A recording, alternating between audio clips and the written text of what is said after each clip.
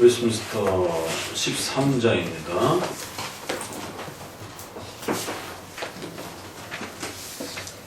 성화.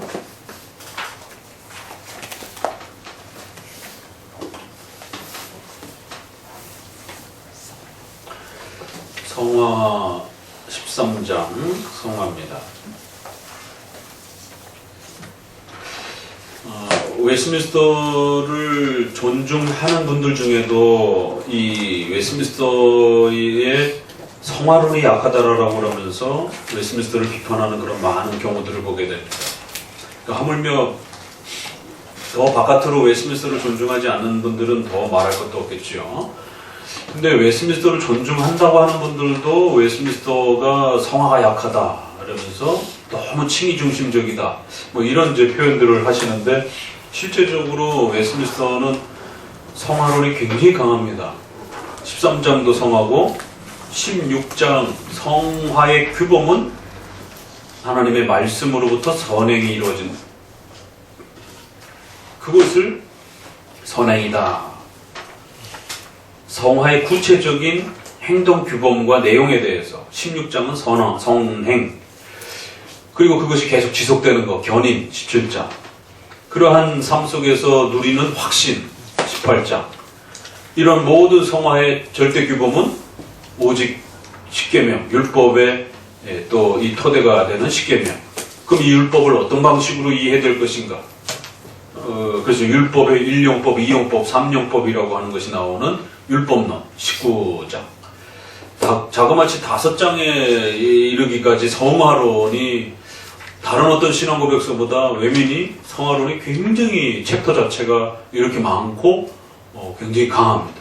칭의는 칭의 양자 2개 정도 항이 이렇게 되는 것이죠. 그러니까 이제 그런 면에서 성화가 외면에는 훨씬 더 잘 강조되어 있고, 정확하게 장로계 신앙을 구축할수록 성도들이 칭의와 성화라고 하는 이 양 구조를 정확하게 잘 정립할 수 있다는 겁니다. 그러니까 장로교만큼 성화론이 강한 가르침도 없는데, 결국 칼빈주의를 배운다고 하면서 특별히 웨스트민스터를 이야기할 때 웨스트민스터는 다 좋지만 성화론이 약하다 이러면서 웨스트민스터를 비판하면서 다른 방식의 어떤 성화를 끌어오려고 하는, 그러다 보니까 오순절적 성화론을 끌어오기도 하고, 세대주의적인 극단적인 성화론을 끌어오기도 하고, 또 율법주의적인 성화론을 끌어오기도 하고, 이런 일들이 벌어진다는 것이에요. 그래서 적어도 웨스트민스터에서 말하는 성화 개념이 무엇인지, 왜 웨스트민스터가 이렇게 성화를 아주 많은 분량을 통해서 다루고 있는지, 그리고 또 칼빈주의 성화론의 아주 독특한 특징은 과연 무엇인지, 이런 부분들을 정립해 가셔야 됩니다. 자, 특별히 오늘날 최근에 율법론 논쟁이 또 이렇게 우리 신학계 안에 또 이런 그 SNS상에서 논쟁이 되면서 율법의 성격을 잘못 이해하고, 율법의 기능을 잘못 이해하고, 율법의 쓰임새를 잘못 이해해가지고 율법주의로 치우친다든가 무율법주의로 치우친다든가 십계명을 도덕법으로 이해하는 개념을 이해를 못하는 거예요. 십계명을 도덕법으로 이해한다는 것은 십계명을 구약의 표현 문자 그대로 적용하는 그런 방식의 율법주의가 아니에요. 그 의식법과 정치법은 폐지되었다라고 주장하는 게 도덕법의 원리입니다. 다만 보편적인 보통의 규범과 교훈이 지속된다라고 하는, 영속된다라고 하는, 그게 도덕법 개념입니다. 그러니까 십계명을 도덕법으로 이해한다라고 하는 것은 십계명을 그대로 지킨, 십계명의 형식, 의식법과 정치법에 대한 형식을 그대로 지킨다라는 말이 아니라는 것이에요. 그러니까 십계명을 도덕법으로 이해한다라고 하는 것도 하나의 개념입니다. 그랬을 때 그게 우리 칼빈주의의 가장 중요한 성화의 원리예요. 그랬을 때 도덕법으로 십계명을 이해한다라고 하는 말에는 우리는 십계명을 절대 버리지 않는다라는 전제가 깔린 겁니다. 그러니까 십계명을 싫어하는 신비주의나 오순절주의하고는 또 선이 거지는 것이에요. 거기는 아예 십계명을 버리고 복음의 법, 생명의 법, 신자로서 이제 성령이 인도하시는 그런 법, 뭐 이런 식으로 신약의 십계명, 구약의 십계명을 버리고 신약의 신자로서 새롭게 성령의 내적 조명을 따라 살아가는 그러한 법, 또 이런 또 복음적 법, 이걸 복음적 율법이라고 그래요. 율법적 율법도 있지만 복음적 율법도 있어요. 그래서 이거를 신율법주의라고도 표현을 합니다.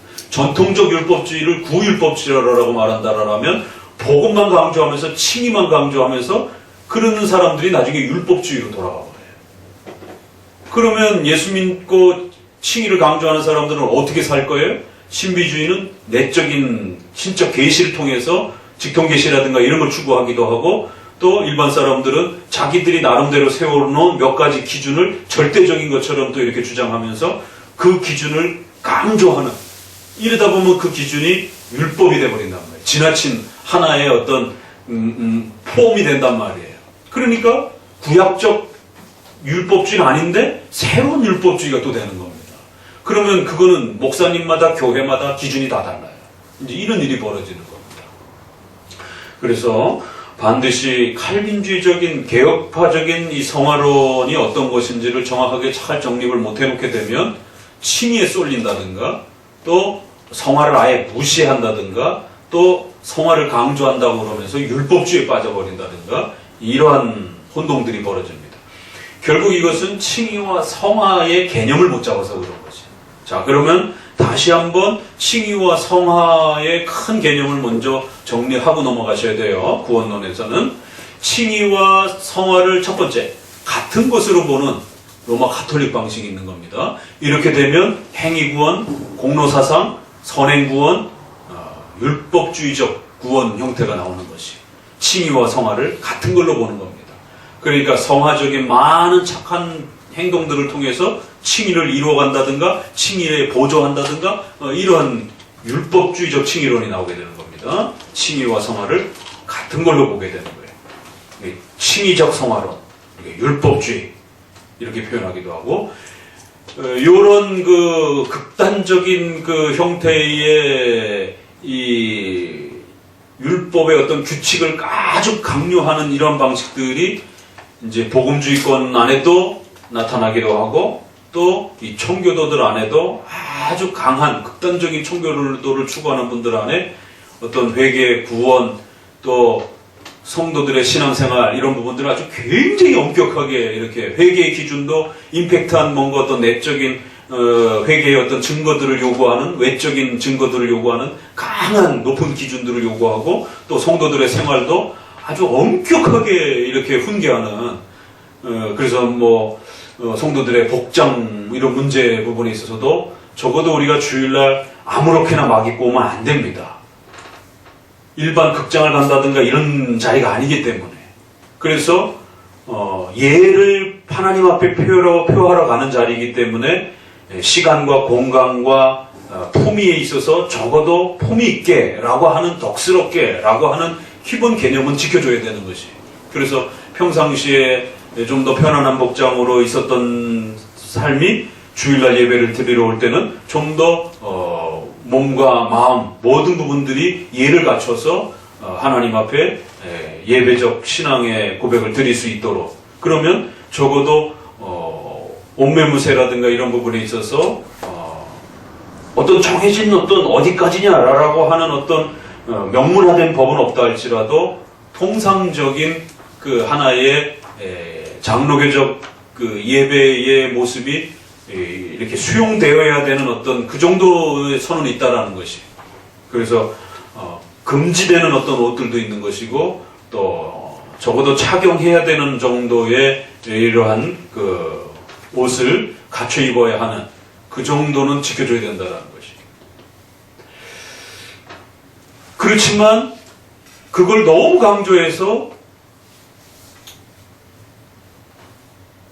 여성들은 치마만 입어라, 또 어떤 화장 금지, 또 어떤 머리 파마 금지, 뭐 이런 식의 어떤 그 지나친 어떤 그 규범으로 이렇게 극대화하게 되면 이제 이 생활론에서 자칫 잘못한 근본주의와 같은 반문화주의적인, 반일반종적인 일반 생활과 삶의 이 기본적인 어떤 수단들을 지나치게 무시하는 어떤 반문화주의적인 어떤 형태가 나타날 수가 있어요. 그러니까 이제 칭의와 성화를 같이 보는 이러한 율법주의적 칭의론, 성화를 칭의론으로 생각하는 그런 구조들 안에서는 그런 행동들 규범 하나하나가 구원에 다 직결이 되다 보니까 점점 더 엄격하게 드라이브를 걸게 되면서 아주 강한 형태로 그렇게 성도들의 신앙과 생활을 옥죄는 이런 형태로 천주교 안에서도 발생이 되고 복음주의권 안에서도 발생이 되고 청교도 안에서도 상당히 또 과격한 청교도들 안에는 그러한 모습들이 나타날 정도로, 그래서 사실은 영국에서 파생된 제세례파와 관련해서 보게 되면 아미시라든가 이러한 그 계열의 모습들이 영국의 전체를 다 청교도로 하기 때문에 웨스민스터에 참여한 그러한 정통교회의 청교도도 있지만 아주 극렬한 제세례파적인 청교도도 있고 알미니안주의적인 하의 청교도도 있단 말이에요. 그러니까 리차드 백스터 같은 이런 분들은 하 청교도에 해당이 되고 아주 강한 청교도 라인 형태는 제세례파 라인 정도로 볼 수 있는 거예요. 그런 면에서 존 버년 같은 경우도 어디에 해당이 되겠어요? 이 상에 해당이 된다고요. 그래서 모든 삶을 마치 죄와의 그 싸움 속에서 실패하면 안 되는 것처럼, 그게 맞는 말 같은데 너무 몰아세우는, 그래서 성도들의 문화와 성도들의 일상생활의 어떤 이런 좀 편안함이라든가 이런 부분들을 이렇게 잘 수용 못하는, 모든 걸 죄냐 아니냐, 모든 게 죄냐 아니냐, 죄냐 아니냐, 이런 식으로 모든 생활을 접근하게 만드는 구약의 의식법적 그런 스타일이 되는 거죠. 이게 정결하냐 안 정결하냐 이런 것처럼. 그러니까 가톨릭 안에만 있는 게 아니라 우리 안에도 또 있을 수 있다라는 거. 그 다음에 두 번째는 칭의와 성화에 있어서 칭의만 강조하는, 소위 말해서 극단적 복음주의 형태가 될 수 있는 거죠. 이제 이런 데는 신비주의도 있을 수 있고, 또 제세례파도 여기에 해당이 될 수도 있고, 또 복음 우선주의적인 아주 극단적 복음주의적인 칭의만 강조하는 이런 형태. 이런 데들은 주로 무율법주의. 그래서 성화론 부분에 있어서 어떤 기준을 인정하지 않는, 그냥 내적인 성령의 인도만 강조하는 외적인 성화의 기준을 무시하게 되는 무율법주의가 팽배하기가 심합니다. 앞부분은 율법주의가 팽배하기가 심한 거고, 두 번째는 무율법주의가 팽배하기가 심한 것이. 그래서 우리나라에도 구원파가 등장을 했던 것처럼, 왜 구원파라고 그러겠어요? 어떤 구원의 어떤 그 부분만 지나치게 강조하게 되는, 그래서 모든 생애의 삶의 모든 부분들을 다 구원에다가 몰아세워 버리게 되는 이런 일들이 벌어지게 되면 칭의 중심적인 이런 어떤 삶이 될 수 있다는 것이. 특별히 루터파에서 기승전 칭의 형태로 모든 성경을 그렇게 읽어내고, 그래서 창세기부터 계시록까지 전부 다 칭의 중심으로 읽어내려고 하는, 교리가 얼마나 많은데 그 중에서 칭의만 그 포인트로 잡고 모든 부분들을 칭의 중심으로 읽어내려고 하는 이제 이러한 실수들. 그 다음에 그런 표현들이 구속사 중심의 설교, 구속사 중심의 이러한 세계관 이해, 이런 부분들이 결국 극단적인 복음주의 형태로, 복음이 중요한 건 하긴 한데 너무 칭의 중심적인 성화의 균형성을 잃어버리게 되는, 그래서 성화를 등한시합니다. 그래서 루터파의 문제는 멜랑이톤이 작성했던 아우구스부르크와 관련해서의 신조도 그렇고, 그 다음에 또 루터파의 일치 신조도 있어요. 멜랑이톤이 이제 이렇게 작성해가는. 거기 보면 분명히 율법의 1용도, 2용도, 3용도가 나와요. 그래서 루터파적으로 표현을 하면 1용도를 몽학 선생,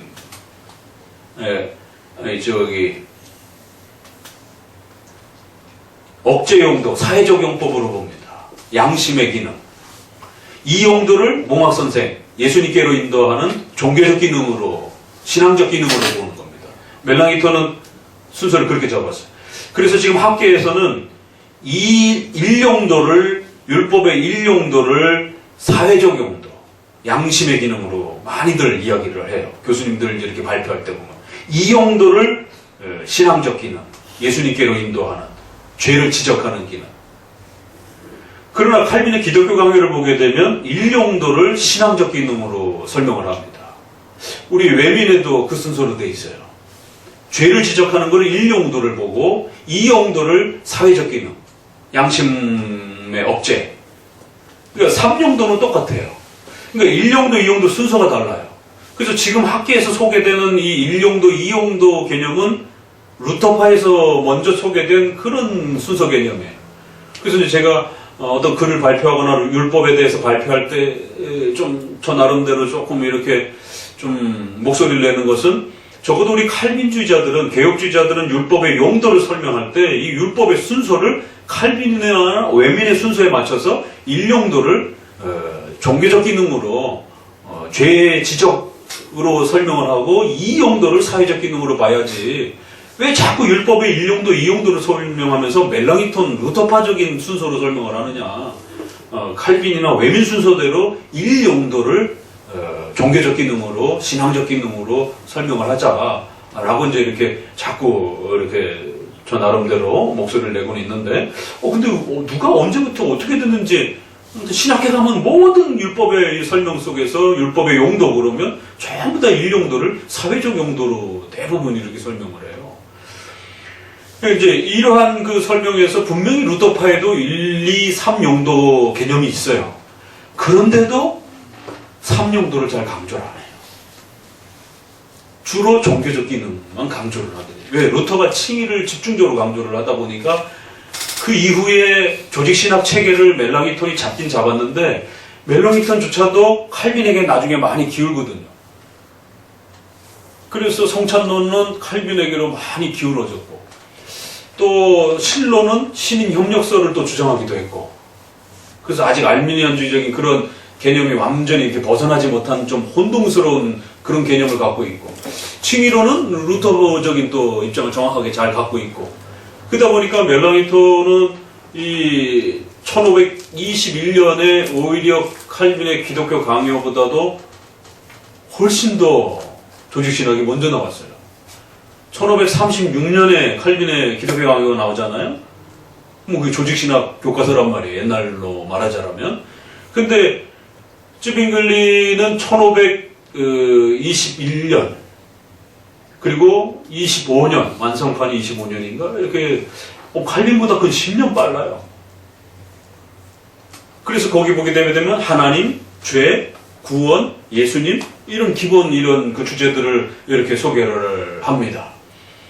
근데도 이 구조가 전체가 아직 약한 거예요. 그러다 보니까 율법론에서, 성화론에서도 말은 하는데 어찌됐든 칭의론에 치우쳐져 있는. 그러니까 우리도 그렇잖아요. 인정을 하는데 자기가 말하다 보면 강조가 어찌됐든 이쪽으로 기우는 이런 것처럼 칭의와 성화에서 율법의 3용법을 알고는 있어요. 이 얘기는 해요. 신앙 고백서에서도 고백도 해놨어요. 그렇지만 실제 현장에서는 신앙적 기능을, 칭의 내용을 훨씬 더 많이 강조를 하게 되나. 그래서 초창기에 이 논의 속에서 루터파가 율법의 3용도, 10계명을 도덕법으로 이해하는 이런 개념이 있느냐 그랬을 때 많은 학자들이 없다라고 이렇게 주장한 분들도 있고, 있다라고 주장하는 분들도 있을 정도로 이렇게 굉장히 헷갈렸어요. 왜냐면 루터파가 그만큼 적극적으로 말을 안 하다 보니까 그들의 심조에 분명히 있는데도 어떤 조직신학책이라든가 그래서 적극적으로 말을 안 하다 보니까 도대체 루터파들은 율법의 3용도 개념이 있는 건가? 이거 없는 거 아니야? 이렇게 오해할 정도로 율법의 3용도에 대해서 잘 언급을 안 하는. 그러니까 멜랑이톤의 그 고백 속에도 그렇게 분명히 율법의 3용도 개념은 있지만 적극적으로 강조하지 않는, 그걸 어떤 신학의 원리로 삼지 않는 이제 이런 부분들을 보게 돼요. 그러다 보니까 어찌됐든 칭의가 중심이 돼버리는. 그러니까 결국 이러한 형태들은 다 루터파적인 신학 원리라는 거예요. 그래서 오늘날 칭의 중심, 극단적으로 복음만 강조하는 분들, 또 10계명을 등한시 여기고 10계명을 도덕법으로 잘 이해를 못하는 분들, 그러면서 복음이 중요하지 이러면서 은근히 율법을 이렇게 직접 대고 펀치를 탁 날리나 뒤로 발로 발길질하는 것이나 어찌됐든 율법을 때리는 거예요. 그럼 다 율법 비판주의자들이라고요. 그래서 최근에 SNS상에서 논의되면서 나는 율법 인정한다. 그러나 복음이 중요하다. 나는 복음으로 해결을 하는 거다. 이런 표현들이 복음으로 은혜를 받는 것이다. 이런 표현들이 결국에는 은근히 율법을 비판하는, 돌려서 율법을 비판하는, 직접 율법을 비판하는 사람들도 있지만 우회적으로 율법을 비판하는, 또 신앙의 체계적으로 율법을 비판하는. 왜? 자기는 율법을 비판하려고 하진 않지만 자신의 신학의 체계 자체가 율법에 어떤 설 자리가 없어요. 그러면 인간은 논리를 갖고 있는 존재이기 때문에 결국 말하다 보면 칭의만 말하게 되는. 그래서 성도들에게 신앙의 체계를 잡아주는 게 이렇게 중요한 겁니다. 성도들에게 신앙의 체계를 안 잡아주게 되면요, 여기 문 바깥에 돌아가는 순간, 돌아가자마자 문자주의, 극단적 문자주의로 성경을 읽어내면서 그렇게 적용하게 돼요. 그러니까 그거를 브레이크를 걸 수 있는 것은 체계적 신앙이에요. 그래서 신앙을 체계적으로 잡아줘야만이 성경을 읽다가 막 이게 은혜가 받아져야 이 구절을 읽는데 갑자기 은혜가 막 되어져요. 그럴 때 은혜 받지 말라고 찬물을 확 끼얹으면서 정신 차리도록 브레이크를 딱 걸어주는 게 체계입니다. 그 체계가 없으면 그 부분 자기 스스로가 은혜를 만들고 은혜 받았다라고 착각하면서 그 문장과 그 단어만 확 적용하려고 하는 이런 쏠림이 나타난단 말이에요. 그럴 때 그 구절이 신약과 다른 구절 속에서 어떤 조화가 있는지, 그 구절은 어떤 표현법인지 이를 신속하게 찬물을 끼얹어가지고 냉철하게 비교 검토할 수 있도록 차분하게 가라앉히는 역할이 체계 역할이에요. 죄를 지으면 오른 한쪽 눈을 빼고 한쪽 눈으로 천국 가는 게, 한쪽 팔을 잘라버리고, 죄는 이렇게 싸워야 되는구나. 목을 내놓고 죄하고 싸워야 되겠다. 이게 막 은혜가 돼가지고 작두에다가 손 딱 얹어놓고 이렇게 생활하면 안 된다는 것이죠. 우리가 무슨 조폭이야? 손 딱 걸고 죄 진 거야 안 진 거야 라고 성도들 당에 불러다 놓고 성찬 주간에 일일이 조사하면서 작두에다 딱 손 얹어놓고 이번 주간 죄 졌어 안 졌어? 안 졌는데 정말 안 졌어? 장로님한테 확인해 볼 거야? 손 걸 수 있어? 이런 식이 되면 안 된다는 것이죠. 근데 실제 성경에는 그렇게 표현되어 있단 말이에요. 잘라내라.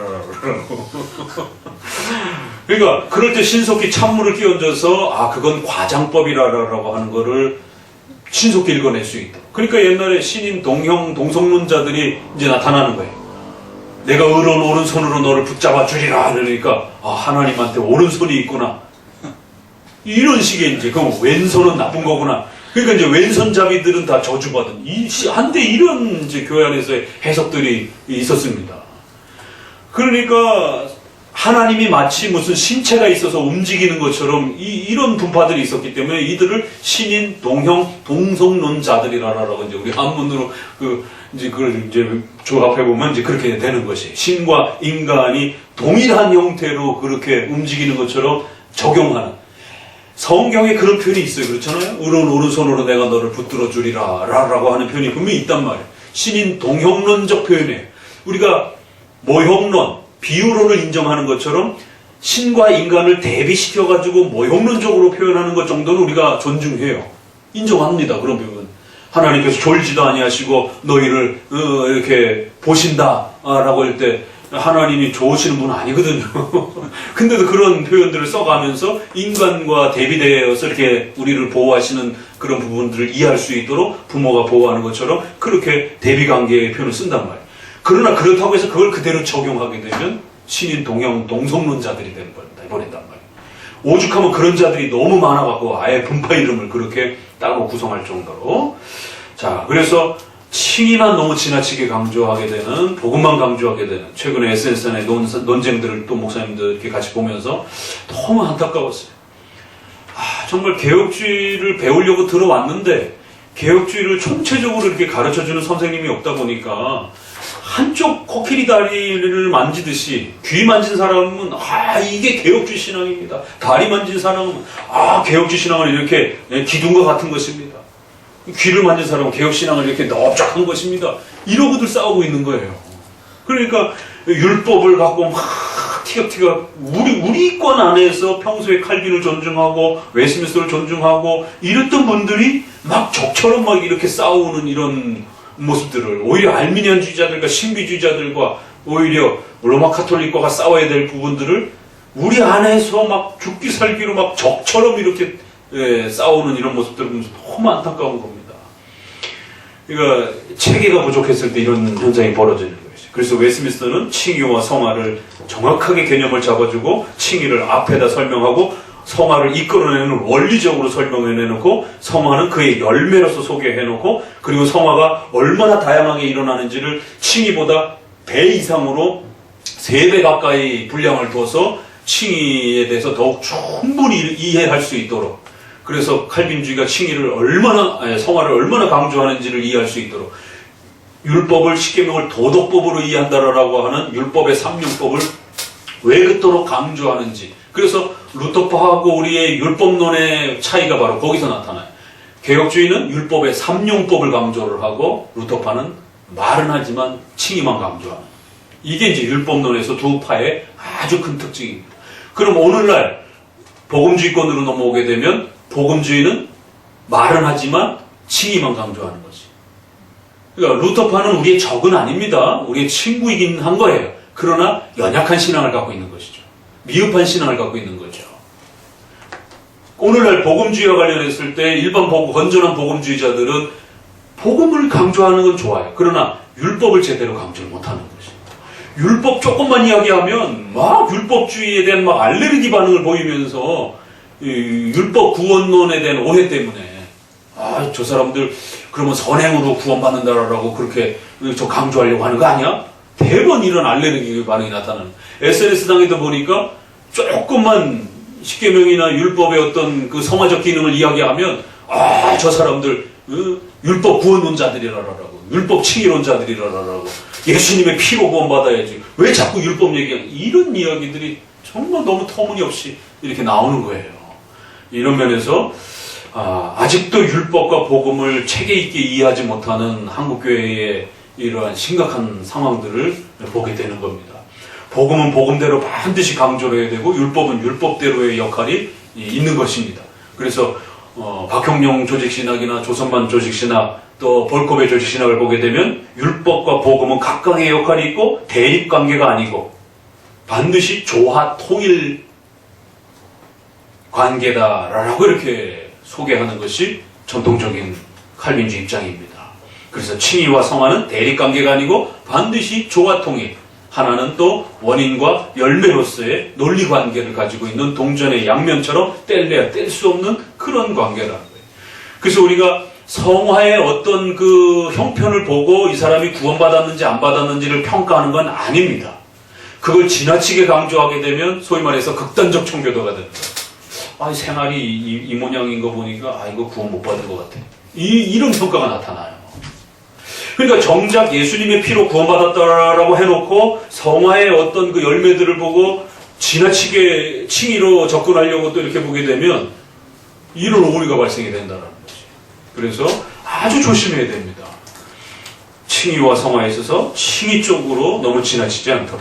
자, 그럼 세 번째 우리 입장은 칭의와 성화를 지금 말씀드린 것처럼 원인과 결과, 원인과 열매의 관계를 보고 동전의 양면처럼 뗄래야 뗄 수 없는 조화 통일 관계로 칭의와 성화, 율법과 복음의 이러한 구조 안에서 비슷한 구조가 어떻게 이해되어야 되는지 어느 하나를 버리고 어느 하나를 취하는 방식이 아닙니다.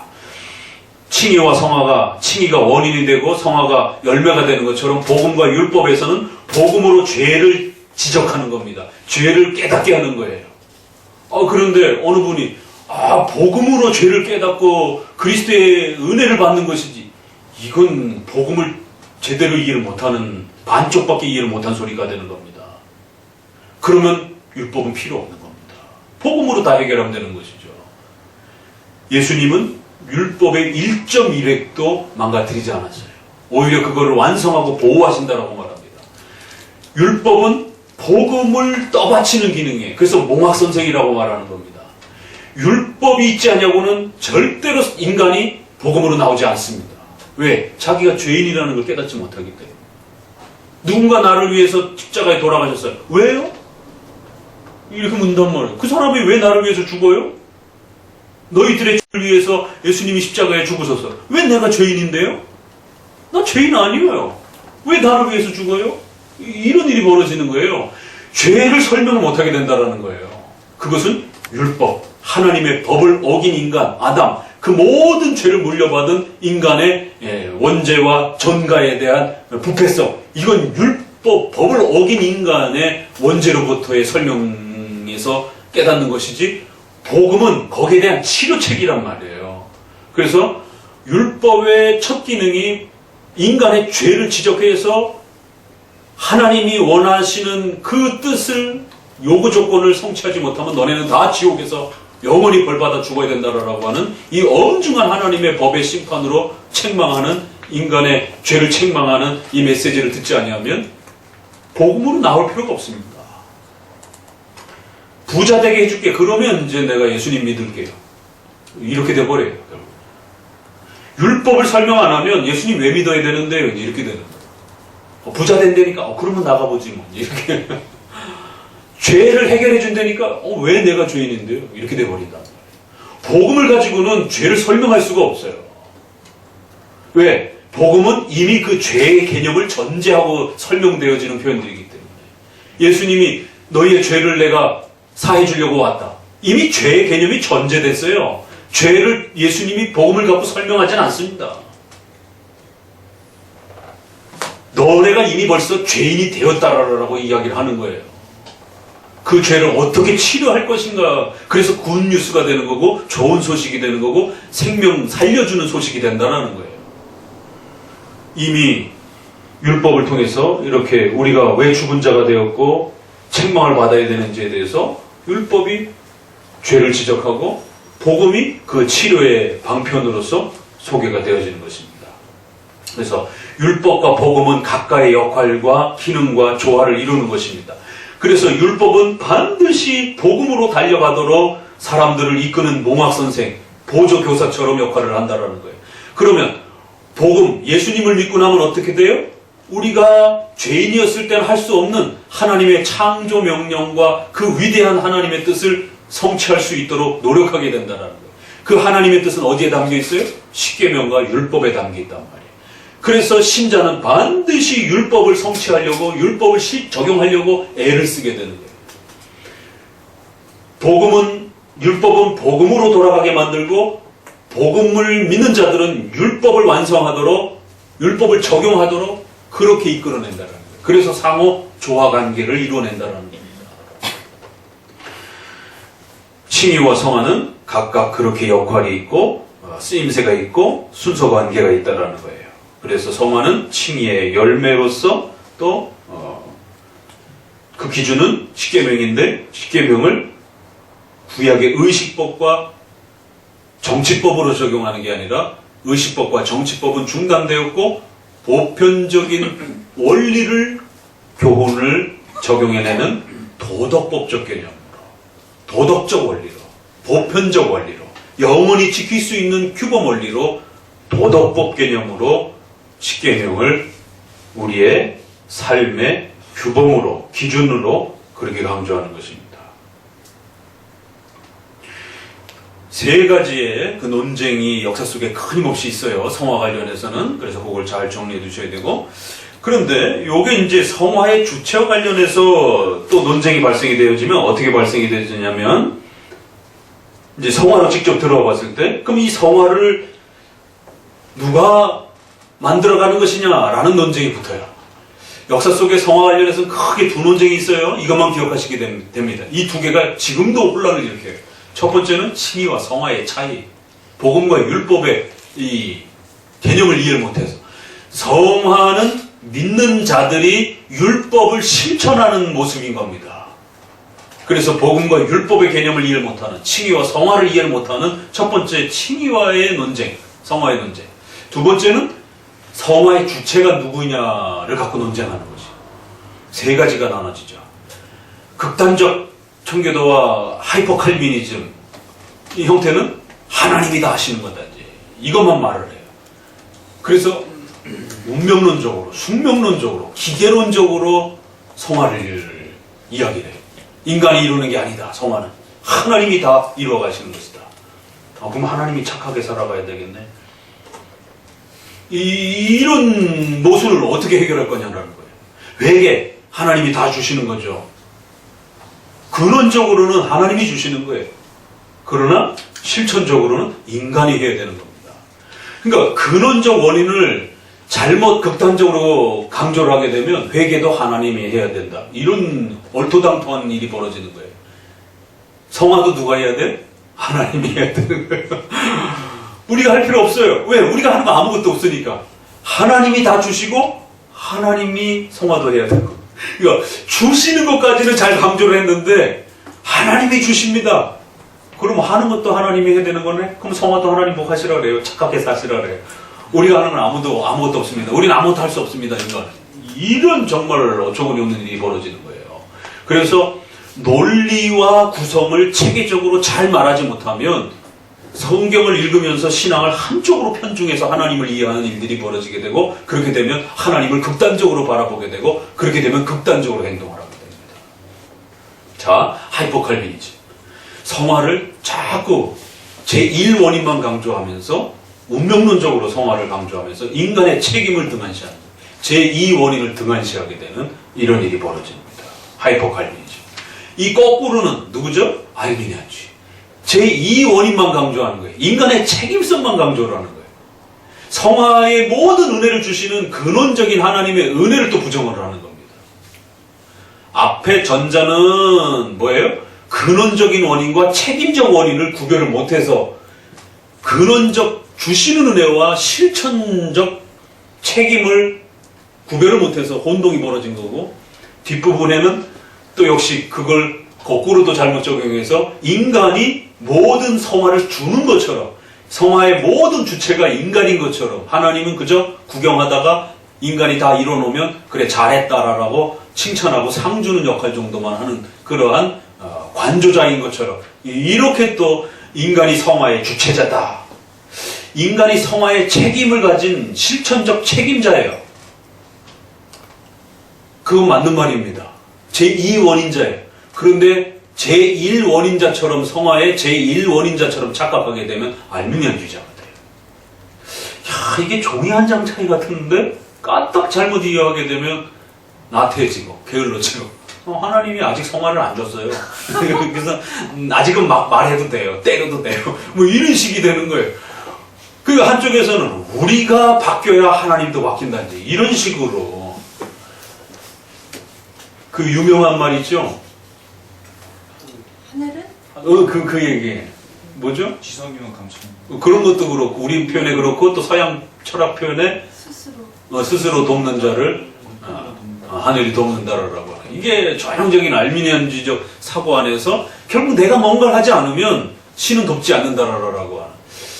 이 표현이 참 묘하게, 우리 설교에 있어서도, 장로교 설교에 있어서도 이 표현을 얼마든지 쓸 수는 있어요. 여러분이 움직이지 않고 여러분이 행동하지 않으면 하나님 일하시지 않습니다. 오늘 주일에 대한 부분에서도 여러분이 쉬지 않으면 하나님 역사하지 않습니다. 그러나 이것은 제2원인에 대한 개념으로 성도들에게 설교하고 그 맥락을 그렇게 만들어줘야 되는 겁니다. 이거를 궁극적인 성화의 근원적인 원인이 되시는 하나님의 은혜 개념으로 맥락을 만들어버리게 되면 이건 알미니안주의 설명이에요.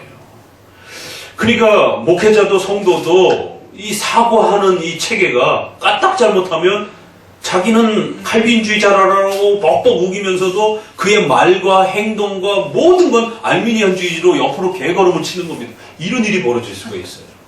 그래서 사고와 행동이 일치되도록 부단히 노력하지 않으면 생각은 칼빈주의적으로 하는데 말과 행동은 아주 전형적인 알미니안주의자다. 자기는 보수주의자라고 그러는데 아주 전형적인 그런 아주 극단적인 진보자들처럼 아주 프레임 논리로 펼쳐갖고 사람을 막 공격하면서 막 확대시켜가지고 막 이렇게 사람을 모함하고 막 사람을 이렇게 막 그 공격하는, 우파안에도 그런 사람들이 있어요. 그러니까 진정한 우파는 객관적 팩트와 사실을 가지고 움직이고 늘 행동하려고 애를 쓰고 그러기 때문에 저 사람이 그 말이 실수인지 과장인지 말하다 보면 조금 이렇게 오버가 될 수도 있고, 저도 설교를 하다 보면 조금 오버해서 말할 수도 있고, 또 과장해서 말할 수도 있고, 여러 경우가 있는 거란 말이에요. 그러면 그게 그런 어떤 것인지, 아니면은 또 실수할 수도 있는 것이고, 까딱도 잘못해가지고, 객관적 팩트를 충분히 헤아리고 난 다음에, 그가 정말 그런 사람인지에 대해서 다음에 또 한 번 시간을 주는 것이고, 이러는 것이지, 그 한 번의 말 한마디를 갖고, 그 사람의 모든 세계관을 막 그냥 몰아세워가지고는 막 공격하고 막 지저밟고 막 언론을 통해갖고 그냥 막 마녀 사냥하듯이 막 몰아세우고, 그러면 그 화살과 도끼에 안 맞을 사람이 누가 있어요? 다 맞는 겁니다, 그럼. 그러니까 우리가 인터넷에서 그런 유명한 그런 특정한 사건, 우리가, 회자되는 그런 어떤 인물들도 더 깊이 들여다봐야 돼요. 또 어떤 새로운 정보들은 또 이렇게 보면은 특정한 어떤 신문에서 그게 또 막 과도하게 막 이렇게 몰아세운 어떤 그런 면도 있다라고 또 어떤 자료들을 올리기도 하고, 여러 자료들이 올라올 때 충분히 들여다봐야 되고. 근데 이제 이런 부분에서 이게 사고와 행동이 일치가 안 되면 칼빈주의를 한다고 그러면서 3계명을 생각하지 않고 9계명을 생각하지 않고 막 요만큼 얘기했는데 그걸 막 이만큼 얘기한 것처럼 막 과대 포장해갖고 막 사람을 막 몰아세우고 막 이런 것들은 정말 조심해야 됩니다. 특별히 인터넷에서 글을 쓰고 이럴 때 내가 그 사람의 글을 충분히 못 읽어낼 수도 있는 거고, 그 사람이 잘못 쓴 것일 수도 있고, 그래서 충분히 더 숙고하고 또 사고하고 그러고 난 다음에 평가를 하고, 또 평가를 할 때도 인격적인 모독이 아니라 그 글에 대한 평가가 되어질 수 있도록 애쓰고 노력하고, 이게 3계명이란 말이에요. 하나님의 영광을 생각하면서 사고하고 말하고 쓰고 표현하라라라. 그리고 또 그게 9계명으로 넘어가게 되면 거짓말의 개념으로 없는 것도 있는 것처럼 막 과대 포장하고 이러지 말라라는 것이, 있는 그대로 정도를 이야기하고 말하고 평가를 하는 훈련을 하라는. 그러니까 이제 이런 부분에서 사고는 칼빈주의인데 행동은 아직 알미니안주의 행동에 여전히 남아있을 수도 있는 것이고, 그래서 그 주체와 관련해서 알미니안주의는 제2원인의 이러한 그 책임을 제1원인까지도 인간이 할 수 있는 것처럼 성화의 모든 근원적인 마음의 변화, 생각의 변화, 결단, 결심, 의지의 확고함, 그 다음에 그런 연속적인 마음의 굳은 의지, 이런 모든 것들이 마치 인간의 어떤 자기 수행에서 오는 것처럼 그렇게 또 강조하면 안 된다라는 것이죠. 그렇게 되면 다 절로 들어가야 되죠. 왜? 절이 그걸 제일 잘하거든요. 그렇잖아요, 그죠? 그런 수행이라든가 이런 도 닦는 거는 절이 제일 잘하잖아요. 그런 몸을 학대하면서 그런 수행하고, 그래서 의지가 흐트러지지 않도록 그렇게 해서 욕심을 버려라, 욕심을 버려라. 근데 욕심이 안 버려져요. 이게 불교의 미스테리인 거예요. 법정 스님이 무소요 이렇게 해갖고 주장했지만, 중들이 제일 욕심이 많아요. 그렇잖아요. 그게 인간의 수행을 갖고 되는 게 아니란 말이에요. 그거는 성령 하나님께서 인간의 악한 마음을 깨트리고 새 마음으로 바꿔주고, 또 그 새 마음 위에 계속적으로 또 좋은 마음들을 유지시켜 주시고 의지를 붙잡아 주시고, 이런 성령의 내적 조명이 없이는 그게 쉬운 게 아니란 말이에요. 오죽하면 사람 안 바뀐다 그러잖아요. 일반 세상 이야기에도 사람 그렇게 잘 안 바뀝니다. 세상 사람들도 살아보니까 정치, 사회, 문화 이런 부분에서 사람 그렇게 잘 안 바뀝니다. 무서운 말이에요. 보수 진영에 있던 사람이 진보적으로 바뀐다? 진보 진영에 있던 사람이 보수적 신앙으로 바뀐다? 그렇게 바뀌지 않습니다. 살아보니 그렇더라는 거예요. 정말 통계적으로. 그래서 주체와 관련해서 하이포칼비니즘과 알미니안주의가 양극단을 이루고 있다는 거예요. 그럴 때 외미는 어떻게 표현해요? 제1원인, 제2원인으로 이렇게 표현한다는 겁니다. 얼마나 기가 막혀요. 그래서 근원적 원인을 이야기할 때는 하나님이 성화와 회개와 믿음, 구원론의 모든 역사를 다 하나님이 주시는 거예요. 예정도 하나님, 선택도 하나님이 하시는 거고, 그렇게 효과와 열매도 다 하나님이 주시는 거예요. 그러나 제2원인을 이야기한다는 거예요. 하나님은 인간을 신앙의 모든 부분에 있어서 그렇게 책임 있는 존재로서 살아가도록 하나님의 형상으로 창조했기 때문에 짐승을 대하는 방식하고 다르다는 겁니다. 짐승은 제2원인 형태가 될 수가 없는 것이. 그러나 인간은 제2원인의 형태로서 충분히 그렇게 살아갈 수 있는 것이. 왜? 하나님의 형상으로 지음받았기 때문에. 그래서 인간은 선악을 판단하기도 하고 분별하기도 하고 선 때문에 목숨을 걸고 죽을 수도 있는 거지. 어떻게 사람이 선을 위해서 죽을 수가 있냔 말이에요. 짐승 가운데도 뭐 가시고기인가? 새끼를 키우면서 부모가 자기 살 다 뜯기고 이렇게 양식으로 주고 뭐 죽는 고기도 있잖아요. 식물 동물계 안에도 간혹 있기도 하지만 인간만이 옳다고 생각하는 그 가치 개념 때문에 자기를 희생하고 목숨을 던지고 이런 데모하고 막 이럴 때도 야 어떻게 자기 목숨 하나밖에 없는데 저렇게 그냥 그게 도대체 뭐라고 그 데모하고 막 이러는 가운데 자살하고 막 이런 부분들이 인간만이 그게 가능한 것이. 그래서 칼빈주의는 1원인, 2원인. 그래서 2원인을 수단으로서 사용하는 하나님의 이 놀라운 섭리 역사를 믿기 때문에 성화에 있어서 반드시 1원인은 아니더라도 인간은 2원인으로서는 충분히 하나님 앞에서 책임감 있는 존재로서 성화적 책임과 또 모든 그러한 결과와 또 모든 또 그러한 동력 움직임의 주체자로서 충분히 말할 수 있다는 것.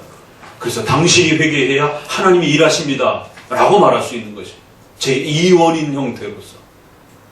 그러나 그럼에도 끊임없이 또 보충해줘야 되는 말은 그러한 모든 은혜는 또 하나님으로부터 옵니다 라고 이렇게 말하는 거예요. 아니 나보고 하라며요. 근데 어떻게 하나님이 그걸 다 주셔요? 그게 두 개가 같이 가는 거예요. 논리가 부딪히지만 성령의 내적 조명에 의해서 이 부딪히는 역설적인 두 논리가 조화를 이룬단 말이에요. 그래서 우리 마음속에 1원인과 2원인을 같이 사고할 수 있는 힘이 생긴다는 거예요. 분명히 내가 잘못했어요. 실수했어요. 그래서 벌 받았어요. 하나님 앞에 회초리 받은 거 알아요. 그래갖고 막 삶이 재정적인 또 여러 가지 공경과 어려움에 처했어요. 그래도 그 나의 죄조차도 악을 선으로 바꿀 수 있는 하나님의 능력에 따라 또 악을 허용적 작정 속에 허락하신 하나님의 뜻 안에서 이 악조차도 하나님의 뜻 속에서 나의 삶 속에 성화를 위하여 하나님이 사용하실 줄로 믿고 위로를 얻는 거예요. 그래서 똑같이 칼빈주의자와 알미니안주의자들이 중환자실에 탁 떨어졌잖아요. 자기 죄 때문에 교통사고가 나가지고 만신창이가 돼서 둘 다 딱 쓰러져 있어요. 그러면 칼빈주의자는, 알미니안주의자는 어떻게 생각하냐면 내가 그때 실수했구나. 내가 그때 피했어야 되는데. 내가 잘못했어. 차량 관리를 내가 잘못했어. 이건 다 나 때문이야. 이렇게 생각해. 그 굉장히 건전한 표현 같죠. 칼빈주의자는 내가 차량 관리를 잘못해서 차량을 조금 더 잘 관리를 했어야 되는데 그래서 내가 이런 큰 사고를 당했고 그럼에도 하나님의 뜻 속에서 이런 사고까지 나에게 허락하셔서 하나님이 나에게 무엇을 가르치려고 하시는가 또 나에게 또 어떤 큰 일을 하시려고 하시는 것인가 하나님이 나의 이 아픔들을 통해서 뭔가를 또 가르치실 게 있구나 또 하나님이 내 인생에 이 어려움들을 통해서 더 큰 성장을 또 더 큰 새로운 또 변화를 나에게 가르치시려고 하는구나. 그러면서 한편으로는 자기 반성과 소망을 갖게 돼요. 근데 알미니안주의는 자기를 막 쥐어뜯는 거예요.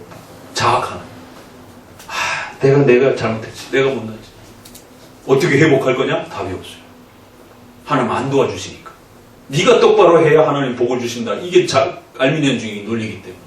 그래서 성화론에서도 이처럼 주체가 누구냐에 따라서 세 개로 나눠져요. 그래서 우리 칼빈주의는 1원인, 2원인을 절묘하게 잘 구별해서 설명해 가는 것이지 한쪽으로 치우치지 않는다.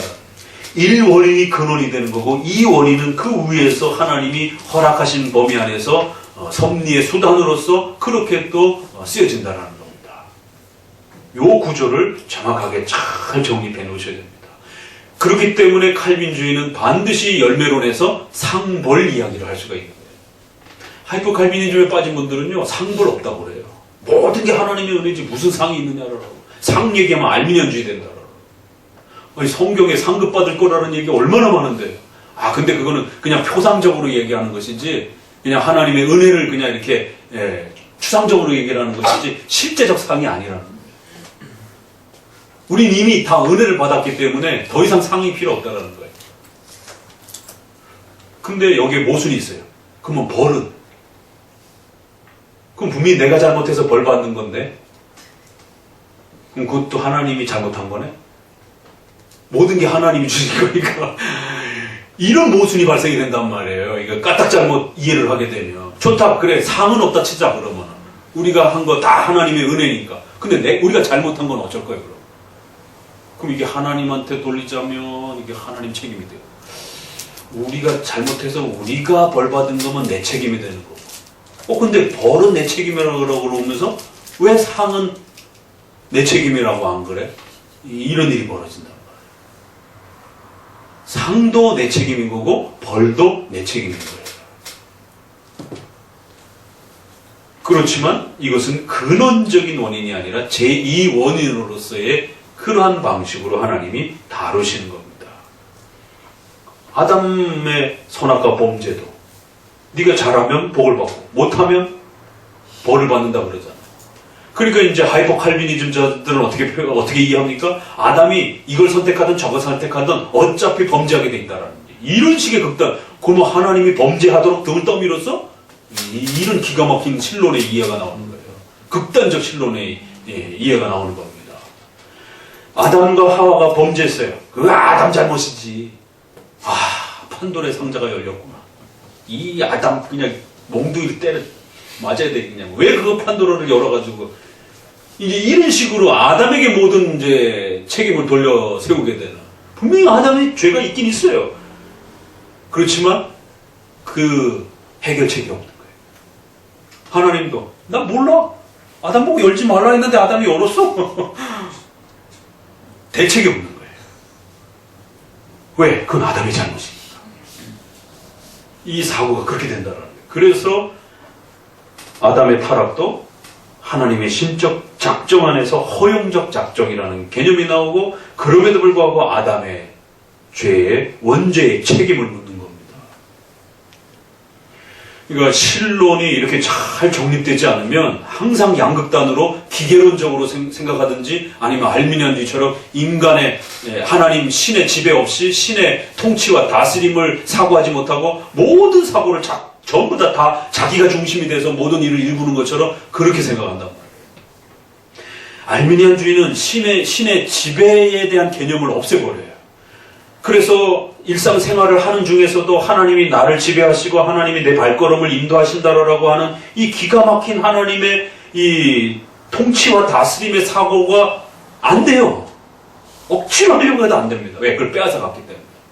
근데 이쪽 하이퍼 칼비니즘은 하나님이 나를 다스리고 지배한다는 개념이 너무 강해가지고 운명론이 돼버려요. 그래서 자기는 아무것도 안 하려고 그래요.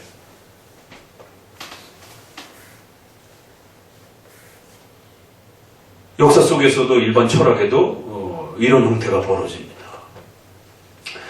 그래서 외민이 성화를 어떻게 잡는가를 그래서 이제 들여다보세요. 그러면 참 기가 막히게 잡습니다. 자, 139페이지 읽어봅니다. 성화는 구원론에서 칭의와 연관하여 가장 많은 논쟁을 일으켰던 주제다. 특히 성화론을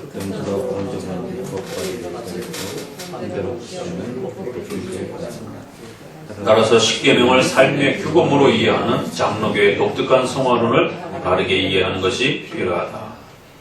요 첫 문장이 결론입니다. 목사님도 될 수 있으면은 이건 교리적 설명이기 때문에 애매하게 말을 하면 안 돼요. 그래서 두 갈씩을 즐겼습니다. 그래서 서두에다가 결론을 내리고 또 끝에다가도 다시 한번 결론을 확증하는. 그래서 성도들이 개념을 정확하게 잡을 수 있도록.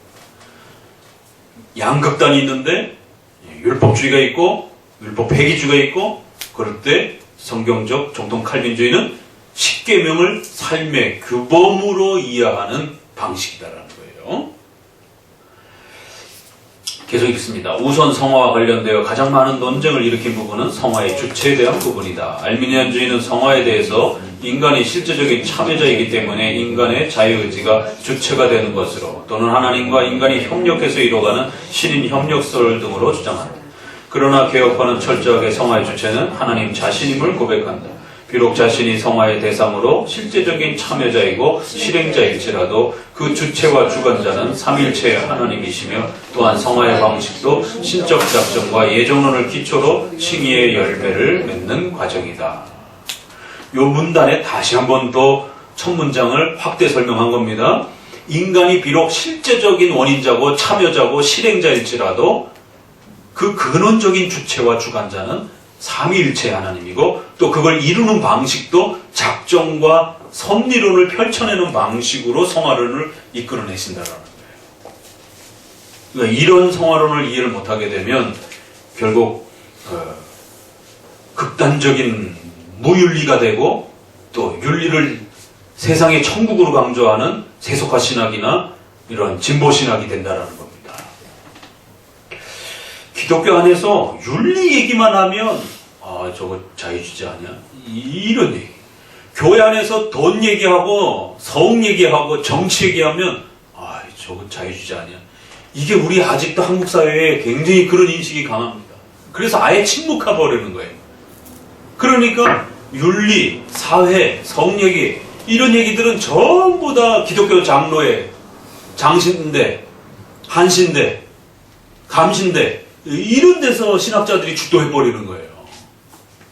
보수권 내에서는 이쪽 주제와 관련해서 뭐 조금 얘기 건네면은 그냥 박세감 겹끼고 저거 자유주의 아니야 이런 식으로. 그러나 카이퍼라든가 이런 많은 분들이 일반 은총을 강조하면서 국가와 정치와 사회 문제, 돈에 대한 문제, 그래서 성도들이 어떻게 부를 읽어갈 것인가. 아니 사유재산이 우리 칼빈주의 가장 중요한 돈의 경제 개념이라고 이야기해놓고 투자 개념을 안 가르쳐요. 그럼 이게 말이 되냔 말이에요. 사유재산을 강조한다는 것은 성도들이 그 사유재산을 어떻게 읽어갈 것인가에 대해서 구체적인 세부적인 그 시대마다의 적용점을 안 가르쳐주게 되면 성도들 다 가난하게 됩니다. 그래서 칼빈도 칼빈 시대에 이자율을 칼빈이 제시를 했어요. 그 시대는 아직 그런 그 경제 개념이 발달되지는 못하다 보니까. 왜? 성경에 고리대금을 금지한다 이렇게 돼 있거든요. 그러나 이자는 허용한다 이렇게 돼 있단 말이에요. 유대인, 이스라엘 백성들에게만 이자가 금지되어 있지 일반적 이자는 허용돼 있어요. 그러니까 그 문화 비유라든가 달란트 비유에서도 야단 맞은 게 뭐예요? 벌써 그 시대 당시에도 이자를 받을 수 있는 데다 갖다 맡겨놨으면은 원금과 이자를 받았을 때는 너는 그냥 딱 속에다가 감춰놔가지고 오히려 손해를 일으켰다라고 하면서 이자 비율을 가지고 그 충성됨을 책망했단 말이에요. 그러니까 그럼 과연 이자와 고리대금의 기준이 어디예요? 이자와 지금 우리 합법적 이자와 사채 그 뭐라 그래? 그 기준을 그 걔네들 금리를 무슨 금리라 그러지? 그 법정 금리라 그러고 사채 금리를 뭐라 그러지? 나쁜 말로 왜 이렇게 경제를 잘 모르신가 보고 왜 사채 안 써보셨어요? 사채를 이렇게 뭐 좀 나쁜 말로 표현해서 왜 무슨 금리라 그러잖아. 나쁜 이제 이렇게 우스갯소리로 나쁜 금리? 아니 무슨 살인적 금리 뭐 이런 표현으로 그래서 그러니까 고리대금이 이제 그런 의미인 거잖아요. 그러니까 너무 과도한 이제 그런 금리. 그래서 살인적 금리라고도 하기도 하고 1000% 금리라고도 하기도 하고 막 이제 이러잖아요. 그러면 카드 회사가 뭐지? 그 카드 빼쓰는 거는? 카드를 빼쓰는 게 아니고 현금을 빼쓰는 걸 뭐라 그래? 현금 서비스 할 때 그 이자를 카드에서 쓰는 현금 금리가 굉장히 세잖아요. 두 자리 숫자잖아요. 지금 은행 금리가 2%, 3% 하는 데에 카드 금리는 두 자리 숫자란 말이에요. 그럼 이게 고리대금인가? 사채하고 뭐가 다른가? 이런 고민들을 할 수 있는 거예요. 그러니까 우리가 경제 개념이 발달된 이런 시대도 이런 고민이 드는데 500년 전에 경제 개념이 아직 사회 전반적으로 깔리지도 않은 시대의 성도들이 도대체 그 목사님 이자는 얼마 정도가 이자여야 되고 고리대금은 도대체 어느 정도가 고리대금입니까? 개념이 굉장히 어려울 수 있는 거죠. 성경 안에 수치를 계산하고 기록해 놓지는 않잖아요. 그러니까 그 사회 전반을 보면서 이 정도는 사회적 이자가 될 수 있다라고 이렇게 얘기하고 그 이상을 넘어가는 부분에 대해서는 자칫 잘못하면 고리대금이 될 수 있다라고 해서 고금리에 대한 지나친 이러한 그 무슨 금리라 그랬는데 생각이 안 나. 그런 금리는 될 수 있으면 그 말 하라라고. 그래서 이러한 그 인식들이 성에 대한 이야기, 국가 정치에 대한 이야기. 그래서 목회자가 국가 정치에 대한 이야기를 아예 못하게 하는 거, 이것도 잘못된 겁니다. 목회자만이 정확하게 그 얘기를 할 수가 있어요. 바르게 얘기를 안 하니까 그래서 문제가 되는 거죠. 성 얘기를 누가 제일 많이 해야 되느냐면 목사님이 해야 됩니다. 일반 사람들이 성 얘기를 하면 음담패설이 되는 거고 목사님이 성 얘기를 하면 성경 교육이 되는 겁니다. 그렇잖아요, 그죠? 그러니까 목사님이 더욱 정확하게 성교육을 시켜줘야 되고 또 돈에 대한 경제 개념을 가르쳐야 되고 국가의 좌우에 너무 지나친 이념에 빠지지 않도록 정확하게 신자로서 살아가는 국가 개념을 가르쳐줘야 되는 겁니다. 정치하는 사람 관점에서 가르치게 되다 보면 아무래도 자기 정당 쪽에서 자꾸 모든 시각을 바라볼 수밖에 없단 말이에요.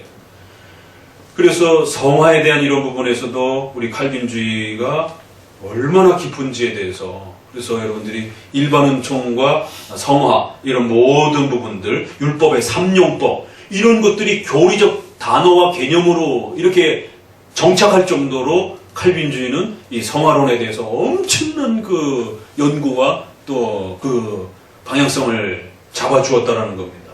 그런데 일반 교파들은 칼빈주의만큼 이렇게 성화론을 어마어마하게 펼친 교파가 없습니다.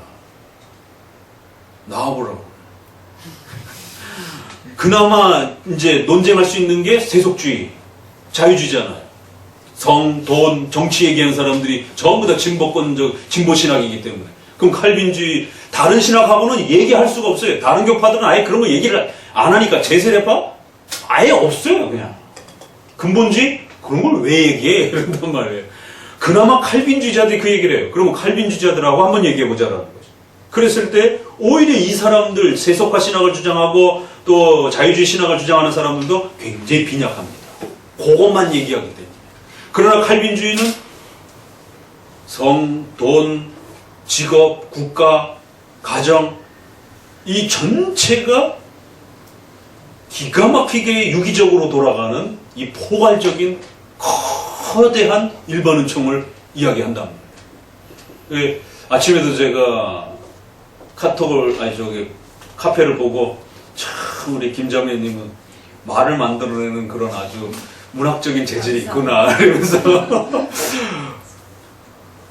교리적 알고리즘? 그 말인가요? 그래서 참 멋있는 말이다. 교리적 알고리즘. 이게 각각 따로 도는 게 아니라 교리가 유기적으로 아주 서로 짜맞춘 듯이 아주 정확하게 시계추의 톱니바퀴 돌아가듯이 하나가 빠지면 와르르 다 무너진단 말이에요.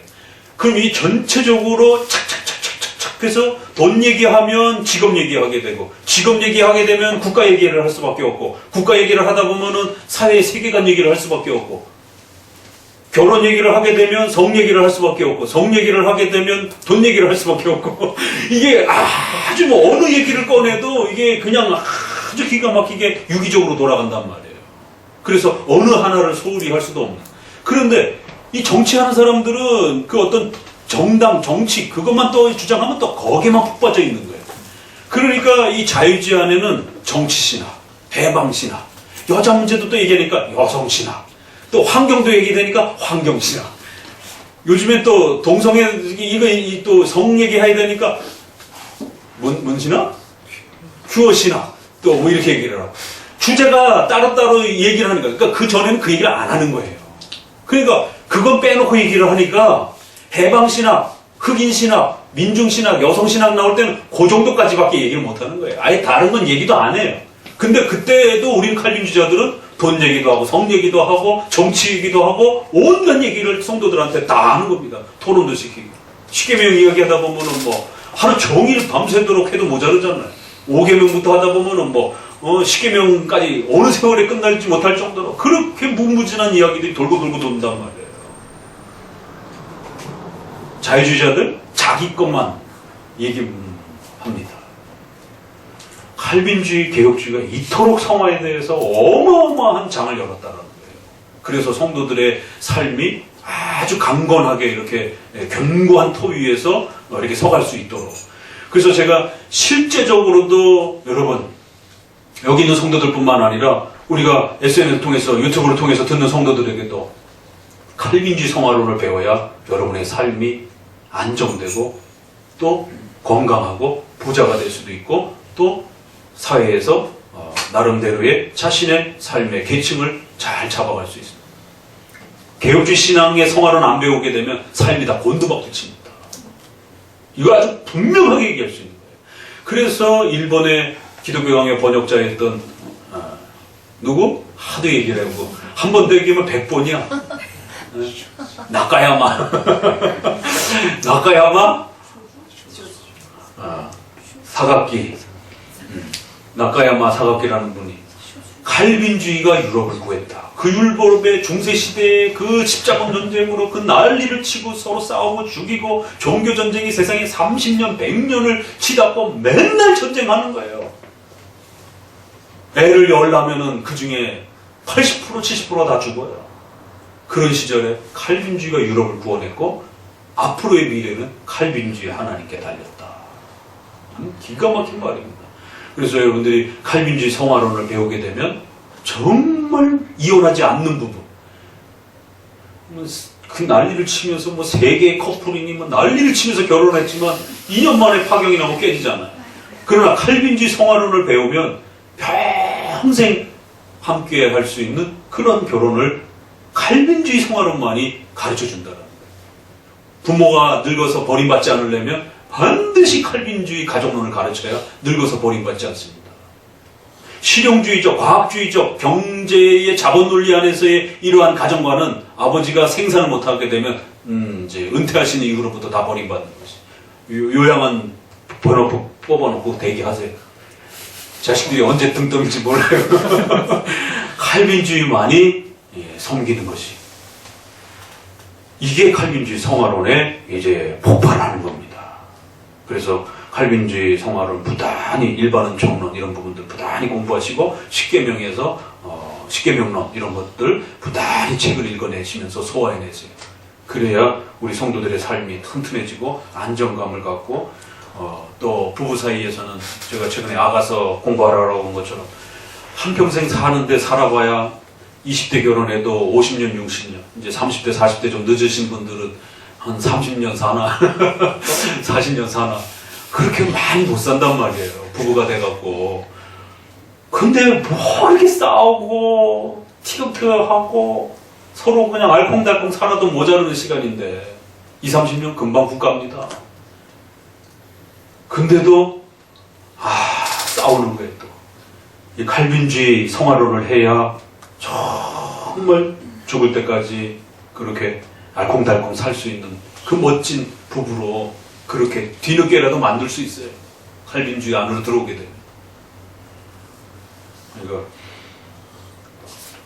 칼빈주의 성화론을 정확하게 잘 정립하시기 바랍니다. 그 뒷부분은 좀 더 읽었고요. 본신조는 삼일체 하나님께서 성화의 주체이시며 또한 각 위격의 사역이 성화와 어떻게 연결되는지를 자세히 고백하고 있다.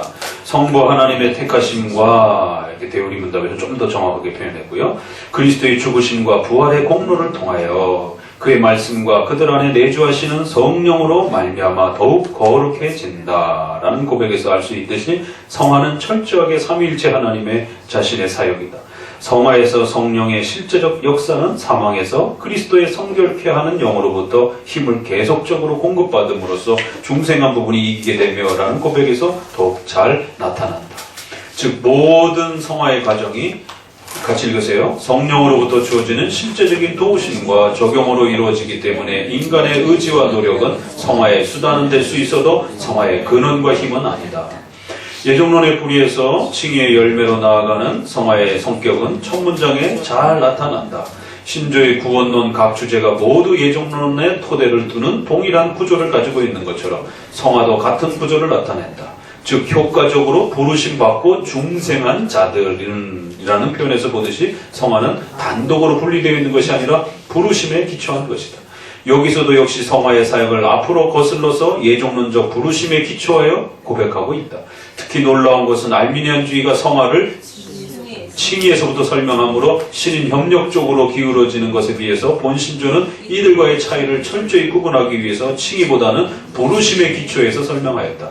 즉 부르심에서 기초해서 설명한다는 것은 철저하게 하나님의 신적 작정과 예정론 안에서 이 성화를 다룸으로써 성화의 사역이 하나님 자신의 사역임을 강조하려는 의도이다.